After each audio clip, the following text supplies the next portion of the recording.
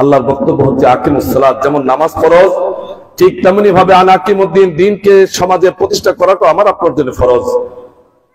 অতএব আপনাদের কাছে আরজ, বাংলাদেশকে দুর্নীতি মুক্ত, সন্ত্রাস মুক্ত, চাঁদাবাজ মুক্ত, দখলদারি মুক্ত, জুলুম মুক্ত বাংলাদেশ আমরা দেখতে চাই।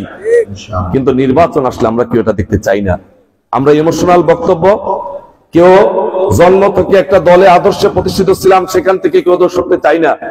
আমি আপনাদের কাছে বিনয়ের সাথে আরজ করছি, বাবাজিরা, ভাইয়েরা, মায়েরা, বোনেরা, একটি বারের জন্য এই ওলামাদের মতো যারা কোরআন থেকে কথাগুলা বলে বলে চিৎকার করে করে আপনাদেরকে হেদায়েতের কথা বলে, এই কথাগুলা শুনে আলেমদেরকে আল্লাহ রাসাতুল আম্বিয়া, আল্লাহ রাসূলের ওয়ারিসদেরকে, কাওমি আলেম, আলিয়ার আলেম, পীর মাশায়েখরা আজকে ঐক্যবদ্ধ হয়েছে বাংলাদেশের রাষ্ট্রীয় ক্ষমতা পরিচালনার দায়িত্ব নেওয়ার জন্য। এই নেতৃত্বে নিজের চিন্তা, চেতনা, আদর্শ, আবেগময়ী বক্তব্য, ইমোশনাল বক্তব্য সবকিছুকে পরিহার করে পরীক্ষামূলক ভাবে একটা বার আমাদেরকে একটু নেতৃত্ব দিয়ে দেখেন না, আমরা এই দেশটাকে আদর্শিক সোনার দেশ, সুজলা সুফলায় বাংলাদেশকে দুর্নীতিমুক্ত বাংলাদেশ করতে পারি কিনা একটু দেখেন। আমরা দেখেন না যে মাদ্রাসা, এতিমখানা, হাফিজি মাদ্রাসা গরিব দান সদকা দিয়ে চলে, কেন?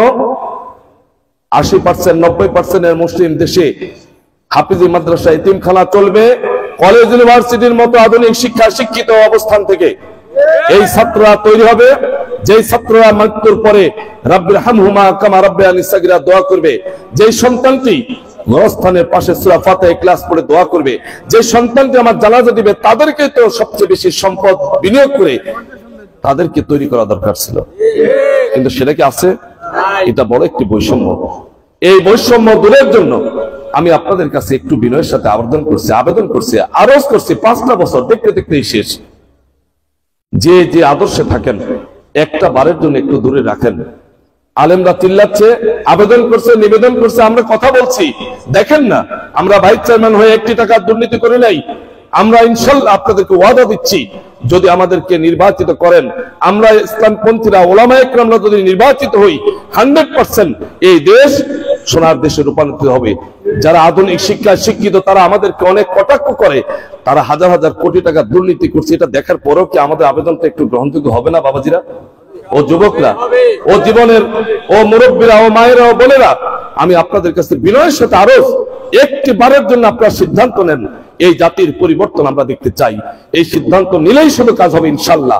আগামী দেশ ইসলামের দেশ, আগামী দেশ কোরআনের দেশ, আগামী দেশ সন্ত্রাস, চাঁদাবাজ, দুর্নীতি মুক্ত দেশ হবে ইনশাআল্লাহ।